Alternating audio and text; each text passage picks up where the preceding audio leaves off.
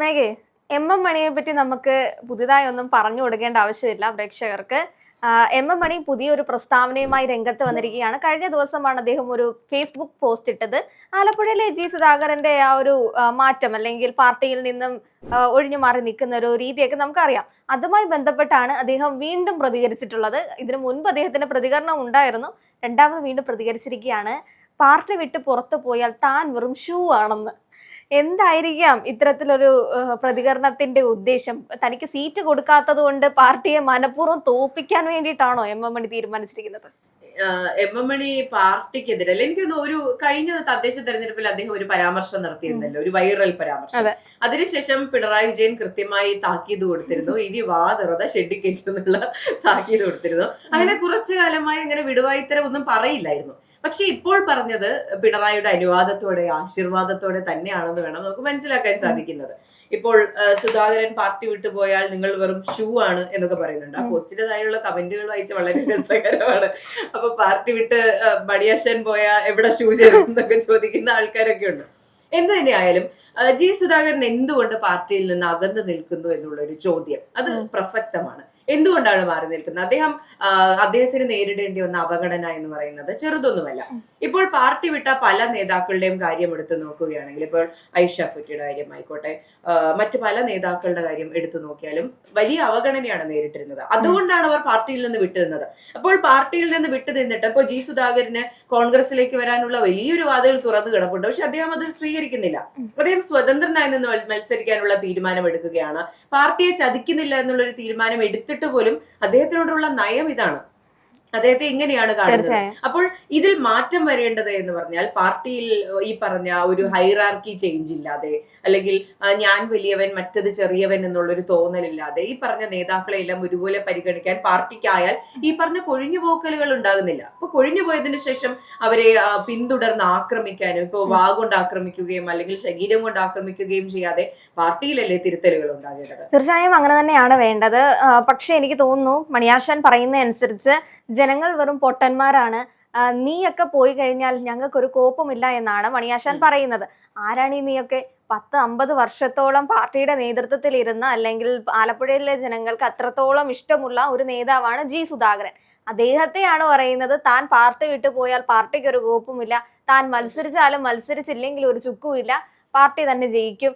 അതിന്റെ അർത്ഥം ജനങ്ങൾ പൊട്ടന്മാരാണെന്നാണോ? ഇപ്പൊ ഈ തദ്ദേശത്തിന്റെ നിലപാട് വെച്ച് തന്നെ നമുക്ക് കേൾക്കുമ്പോൾ അറിയാം, CPM ആണെങ്കിലും ഈ സർക്കാരാണെങ്കിലും ജനങ്ങളെ പൊട്ടന്മാരായിട്ടായിരിക്കും കാണുന്നത്. ഞങ്ങൾ എന്തൊക്കെ ചെയ്തു കഴിഞ്ഞാലും ആ പൊട്ടന്മാർ വന്ന് ഞങ്ങൾക്ക് വോട്ട് കുത്തിയിട്ട് പൊക്കോളും. അതേ നിലപാട് കൊണ്ടായിരിക്കാം ഇത്തരത്തിലൊരു കല്ലേറ് നടത്തിക്കൊണ്ടിരിക്കുന്നത്. പെട്ടെന്നൊരു ദിവസം ഇദ്ദേഹത്തെ മാറ്റി നിർത്തുമ്പോൾ അദ്ദേഹം പ്രതികരിക്കുമ്പോൾ എങ്ങനെയാണ് അയാൾ വർഗവഞ്ചകനാകുന്നത്?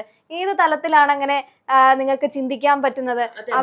ഇപ്പോ കൂടെ ആരും ഉണ്ടാവില്ല, നിങ്ങൾ പോയാൽ നിങ്ങൾ മാത്രമാകുമെന്ന് പറയുമ്പോഴും ആലപ്പുഴയിൽ നിന്ന് ജി സുധാകരന്റെ ഒപ്പം പോകുന്ന, മനസ്സുകൊണ്ട് പോകുന്ന, വോട്ട് കൊണ്ട് പോകുന്ന ഒരു വലിയ വിഭാഗം കമ്മ്യൂണിസ്റ്റുകാർ അവിടെ ഉണ്ട്. അതെങ്ങനെയാണ് ഇല്ല എന്ന് പറയാൻ സാധിക്കുന്ന? ജി സുധാകരൻ എന്ന് പറഞ്ഞാൽ വലിയൊരു ഇമ്പാക്റ്റ് ഉള്ള, നമുക്ക് വർഷങ്ങൾ, എനിക്കൊന്നും നമ്മുടെയൊക്കെ ചെറുപ്പത്തിലെ രാഷ്ട്രീയം പഠിക്കുന്ന കാലം മുതൽ കേൾക്കുന്ന വലിയ വലിയ നേതാക്കളുടെ പേരുകളുടെ കൂട്ടത്തിൽ ഉണ്ടാകുന്ന ഒരു പേരാണ് ജി സുധാകരൻ എന്ന് പറയുന്നത്.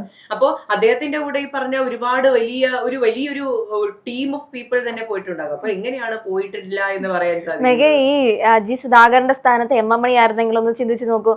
എം മണിയെ ഇതേ തലത്തിൽ ഇപ്പോൾ അദ്ദേഹത്തിന് സീറ്റ് കൊടുത്തിട്ടില്ല. അന്ന് അദ്ദേഹം ഒന്ന് പറഞ്ഞത് ഇദ്ദേഹത്തിന് പകരം അല്ലെങ്കിൽ അവിടെ കൺസിഡർ ചെയ്യുന്ന ആളെ എന്ത് യോഗ്യതയാണുള്ളത്, എനിക്ക് ആരോഗ്യ പ്രശ്നമുണ്ട്, എനിക്കൊരു ആരോഗ്യ പ്രശ്നവും ഇല്ല, അയാൾക്ക് എന്നെക്കാട്ടി എന്ത് ആരോഗ്യ പ്രശ്നം, എനിക്കുള്ള ഷുഗർ തന്നെയാണ് അയാൾക്കും ഉള്ളത്, എന്നിട്ട് ഞാൻ ഷുഗർ കാരണം വീട്ടിലിരിക്കണമെന്ന് പറഞ്ഞു കഴിഞ്ഞാൽ പറ്റില്ല. ഇതേ രീതിയിൽ ജി സുധാകരനെ ഈ വിളിക്കുന്ന വിളികൾ എം മണിയെ വിളിച്ചിട്ടുണ്ടായിരുന്നെങ്കിൽ അയാൾ എന്തൊക്കെയായിരിക്കും വിളിച്ചു പറയാൻ പോകുന്നത്? അതൊന്ന് ആലോചിച്ച് നോക്കൂ. എനിക്ക് തോന്നുന്നു പാർട്ടി ഈ നിയന്ത്രിക്കുന്നതെന്ന് പറഞ്ഞത് സമന്വയിപ്പിച്ചായിരിക്കും നിയന്ത്രിക്കുന്നത്. അല്ലെങ്കിൽ ഇദ്ദേഹത്തിന്റെ വായിൽ നിന്ന് എന്തൊക്കെ വരാൻ സാധിക്കും? എന്നിട്ടാണ് ഈ അപ്പുറത്ത് നിൽക്കുന്ന ഇതുവരെ പാർട്ടിയെ തള്ളിപ്പറയാത്ത, അല്ലെങ്കിൽ തന്റെ എതിർപ്പ് മാത്രമാണ് പ്രകടിപ്പിക്കുന്നത്. എത്രയോ, അല്ലെങ്കിൽ കോൺഗ്രസ്, മേഘ നേരത്തെ പറഞ്ഞ പോലെ കോൺഗ്രസ് പാർട്ടിയുടെ വാതിൽ തുറന്നു കിടക്കുന്നുണ്ട്. അതേപോലെ BJPയുടെ ഉന്നത നേതാക്കൾ സുരേഷ് ഗോപി സപ്പോർട്ട് ചെയ്യുന്ന കണ്ടു, രാജീവ് ചന്ദ്രശേഖർ സപ്പോർട്ട് ചെയ്യുന്ന കേട്ടിട്ടുണ്ട്. അപ്പൊ ഇത്തരത്തിൽ എല്ലാവരും സപ്പോർട്ട് ചെയ്യുന്ന ഒരു മനുഷ്യൻ, അവരാരും ഇയാളെ കുറ്റം പറയുന്നില്ല. ഭരണപക്ഷത്തിരിക്കുന്ന നിങ്ങളുടെ ഇത്രയും നാള് തോളിൽ കൈയിട്ട് നടന്നുകൊണ്ടിരുന്ന ആൾക്കാരാണ് ഇപ്പൊ അയാൾ വർഗവഞ്ചകനും ഇനി അദ്ദേഹത്തിനെ വിളിക്കാൻ മറ്റു വാക്കുകളൊന്നുമില്ല. ഇനി എന്ത് വിശ്വാസത്തിലാണ് നിങ്ങളുടെ മന്ത്രിമാരൊക്കെ അവിടെ ഇരിക്കുന്നത്? 30 വർഷവും 40 വർഷവും 20 വർഷവും ഈ ഇരിക്കുന്ന ആൾക്കാരൊക്കെ നാളെ മറ്റെന്തെങ്കിലും ഒരു എതിർപ്പ് പ്രകടിപ്പിച്ച് കഴിഞ്ഞാൽ അന്ന് നിങ്ങൾ വിളിക്കില്ലേ കള്ളരെന്നും കള്ളിയെന്നും വഞ്ചകനെന്നും ഒക്കെ? ഇപ്പൊ എം എം മണി പറയുന്ന പരാമർശങ്ങൾ നമുക്കെല്ലാം ഇയാളിത് എന്താണ് പറയുന്നത് എന്നുള്ളൊരു തോന്നലുണ്ടായിരുന്നില്ലേ? അദ്ദേഹത്തിന് നാക്കിന് ലൈസൻസ് ഇല്ലാത്തതുകൊണ്ട് അദ്ദേഹം പറയുന്നു എന്നേ ഉള്ളൂ. എല്ലാവരുടെയും ഈ പറഞ്ഞ പാർട്ടിക്കുള്ളിലെ എല്ലാവരുടെയും ചിന്ത ഇത് തന്നെയാണ്. ഇത്രയും കാലം പാർട്ടിയിൽ നിന്നിട്ട് പോകാൻ മനസ്സ് കാണിച്ചല്ലോ.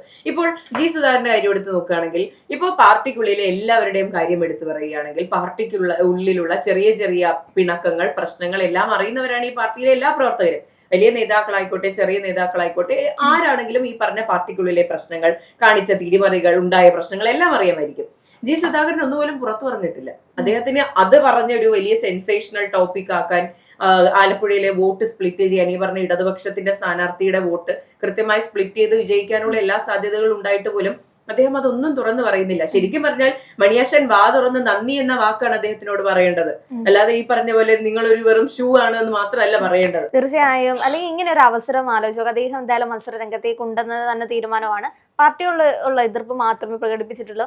അങ്ങനെ ഒരു സാഹചര്യത്തിൽ മിക പറഞ്ഞ പോലെ ഒരു നീണ്ട അഭിമുഖമോ അല്ലെങ്കിൽ അദ്ദേഹത്തിന് തന്നെ വന്നിരുന്ന് പറയാവുന്നതേ ഉള്ളൂ. ഇതാണ് പാർട്ടി. ഇന്റർവ്യൂവിന് വേണ്ടി സമീപിക്കുന്നുണ്ടാകാം. അൻവർ ഈ പുറത്തു വന്നിട്ട് എന്ത് രീതിയിലാണ് പാർട്ടിയെ പറ്റി പറഞ്ഞിട്ടുണ്ടായിരുന്നത്? നിങ്ങളുടെ തന്നെ എത്രയോ നേതാക്കൾ അതേപോലെ പറഞ്ഞിട്ടുണ്ട്. പാർട്ടിയോടൊരു വിമുഖത കാണിച്ച് പുറത്തു വരുന്ന, മറ്റു പാർട്ടിയിൽ ചേരാതെ തന്നെ പുറത്തു വരുന്ന ആൾക്കാർ കൃത്യമായി പാർട്ടിയെ പറ്റി പറഞ്ഞ് നമ്മൾ കേട്ടിട്ടുണ്ട്. പക്ഷേ ജി സുധാകരനെ സമീപിക്കുന്ന സമയത്ത് അദ്ദേഹത്തിനോട് ഞാൻ സംസാരിച്ചിട്ടുണ്ടായിരുന്നു. അദ്ദേഹം പറഞ്ഞത്, മോളെ ഇപ്പൊ വേണ്ട, അല്ലെങ്കിൽ ഇപ്പൊ എനിക്കത് പറയാനുള്ള ഞാൻ ഒരു സാഹചര്യമില്ല, അല്ലെങ്കിൽ അഭിമുഖം ചെയ്യാൻ ഒരു സാഹചര്യമല്ല, നമുക്ക് പിന്നീട് ഇരിക്കാം. അദ്ദേഹത്തിന് ചാൻസ് ഉണ്ടായിരുന്നു. ഇതേപോലെ എത്രയോ മാധ്യമങ്ങൾ അദ്ദേഹത്തിനോട് സമീപിക്കുന്നുണ്ടായിരുന്നു. അദ്ദേഹം മാധ്യമങ്ങളെ കാണുന്നുണ്ട്. അതിന്റെ അപ്പുറത്തേക്കും ഞാൻ പാർട്ടിയെ പറ്റി തള്ളി പറയാൻ വേണ്ടിയിട്ട് അത്രയധികം അധപ്പതിച്ചിട്ടില്ല എന്ന തോന്നലായിരിക്കാം അദ്ദേഹം ഇപ്പോഴും ആ ഒരു നിലപാട് സ്വീകരിക്കുന്നത്. അതിന് ഇനി ഇവര് സമ്മർദ്ദം ചെലുത്തുകയാണ് എന്ന് മനസ്സിലാകുന്നില്ല.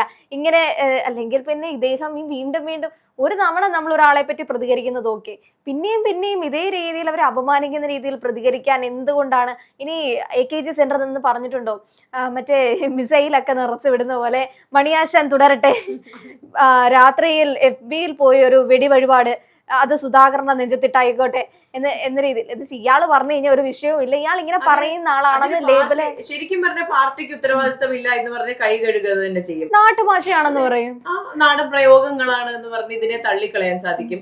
എം എം മണി പണ്ടേ ഇങ്ങനെയല്ലേ, അദ്ദേഹത്തിന് ചെറിയ വിദ്യാഭ്യാസമേ ഉള്ളൂ, ഒരു നാട്ടുപുറത്ത് ജീവിച്ച ആളാണ്, അദ്ദേഹം അങ്ങനെ പറയുന്നതാണ് എന്ന് പറഞ്ഞ് പാർട്ടിക്ക് കൃത്യമായി കൈ കഴുകുകയും ചെയ്യും. അതുപോലെ തന്നെ പാർട്ടിയെ പ്രതിരോധത്തിലാക്കുന്ന വേളകളിലെല്ലാം കൃത്യമായി മുഖ്യമന്ത്രി ഫോൺ ചെയ്ത് ഇനി മിണ്ടരുത് എന്നുള്ള നിർദ്ദേശം നൽകിയിട്ടുണ്ട്. നമ്മൾ നേഷൻ ഫസ്റ്റിൽ നിന്ന് ഇത് ചർച്ച ചെയ്തിട്ടുണ്ട്.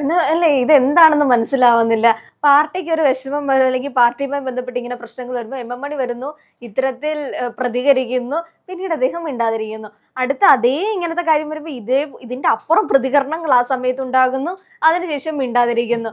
ഇത് മനസ്സിലാവുന്നില്ല. ഇദ്ദേഹം പറയുന്ന പോലെ ജനങ്ങൾ പൊട്ടന്മാരായതുകൊണ്ടാണോ?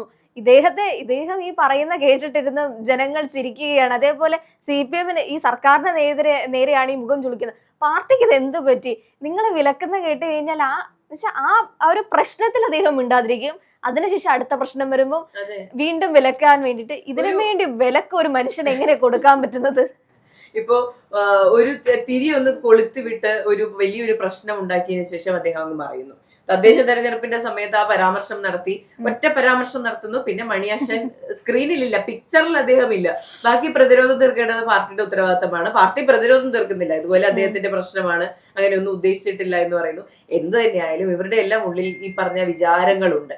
ഈ പറഞ്ഞതുപോലെ ക്ഷേമ പെൻഷൻ ഔദാര്യമാണ്, അതുപോലെ ഞങ്ങളുടെ പാർട്ടിയിൽ നിന്ന് ആരും പുറത്തു പോകാൻ പാടില്ല, അടിമകളാണ്. കാരണം നിങ്ങൾ പാർട്ടി അടിമകളാണ്, പാർട്ടിയിൽ ചേർന്നിട്ടുണ്ടെങ്കിൽ അല്ലെങ്കിൽ പാർട്ടി പറയുന്ന എല്ലാം തീരുമാനിക്കേണ്ടിയിരിക്കുന്നു, സഹിക്കാൻ ബാധ്യസ്ഥരാണ് എന്നുള്ളൊരു സാധനം പറഞ്ഞും പറയാതെ ഒക്കെ വയ്ക്കുകയാണ്.